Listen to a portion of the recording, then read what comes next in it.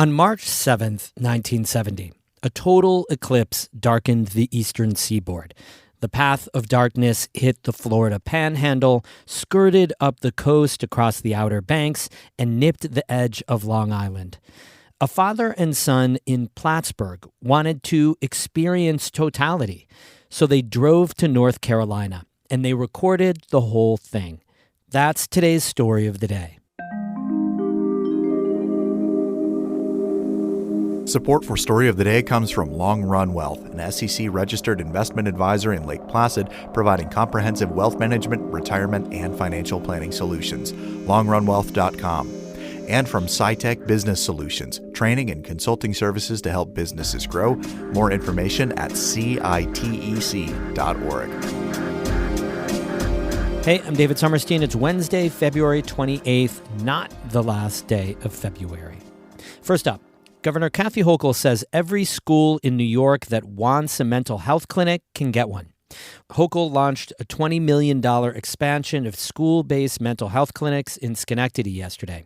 She said the goal is to serve about 355,000 children at 225 sites statewide by 2027. Whether it's depression or sadness or whatever body image challenges, whatever they're dealing with now, if we can solve it now and help them have the coping skills now, they'll lead a better life later, a healthier life. The application process for schools interested in opening clinics will be held on a rolling basis.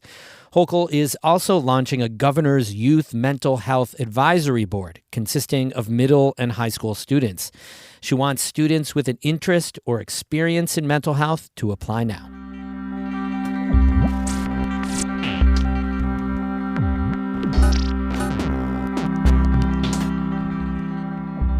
Thousands of tourists are expected in the North Country to view the total solar eclipse on April 8th.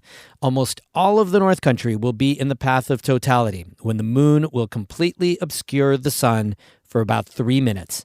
So, what's that like? Andy Sager knows. He's a retired science teacher from Peru High School in Clinton County. And when he was a teenager in 1970, he took a road trip to witness totality, and he recorded it all. Monica Sandreski has his story. In high school, Andy Sager wasn't exactly, in his words, a socially active kid. He and his good buddy Dennis Cassia were self-described astronomy nerds. They even built their own aluminum-domed observatory in the backyard of Dennis's Westchester County home.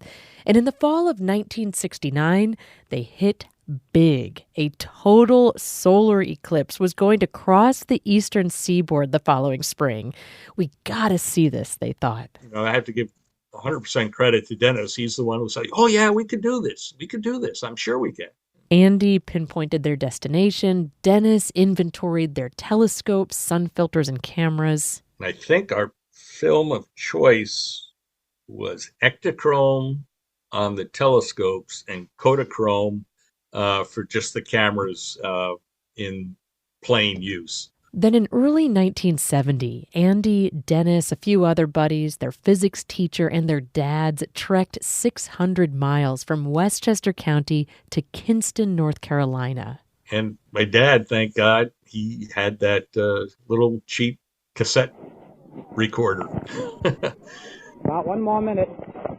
So it's kind of distorted, but this is the original audio Andy's dad recorded the day of the total solar eclipse, March 7th, 1970. And you're down here on this beautiful day in Kinston, North Carolina. And do you think you'll have a successful event? Well, see how it could possibly go wrong. It was a sunny late winter day in an open field on the campus of Lenoir Community College. There had to be probably 100 people scattered around. Some of them set up with telescopes, but a lot of them just hanging out there and kind of looking to us. We were probably the most complete, quote, science team there. Andy's dad, Lad Sager, interviewed everyone in their cohort that day in the style of an old-timey news anchor, including Dennis's folks. Very good, very good. Thank you. Do you have anyone else with you? Oh, yes. We're a group of 10 people. 10 people. That's wonderful. Right. And who is your associate over here on your right? That's my son, Dennis. Dennis, let's go over and talk to him. All right. Dennis, what kind of equipment do you have here? Well, we have a 6-inch reflector, and right here is a sheet which I'm going to take pictures of shadow bands. Pictures of shadow bands. What are shadow bands? Shadow bands, he's saying. Those are wavy lines of light that make surfaces look like they're undulating before and after an eclipse. Your name, sir? Andy Sager. And where are you from? Pleasantville, New York. It was more than 50 years ago, but Andy's memories are vivid. I had set up a 6-inch Newtonian telescope with an equatorial mount, and it had an electric clock drive. Running up to the actual start, it was checking everything, rechecking everything, and being so involved in that, you weren't paying attention to anything else except the equipment that you were going to be responsible for. Also, we're shooting 16 millimeters black and white to possibly make a movie for future use in my high school physics class.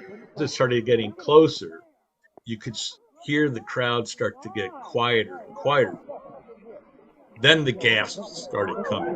Here come the shadow bands. Where? Yes, look at it. And it looked as if the ground was undulating towards us, like it was rolling.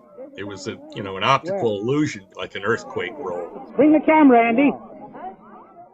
Oh, yes, I see it. All right. Hey, look at the horizon. Quick, look at the horizon.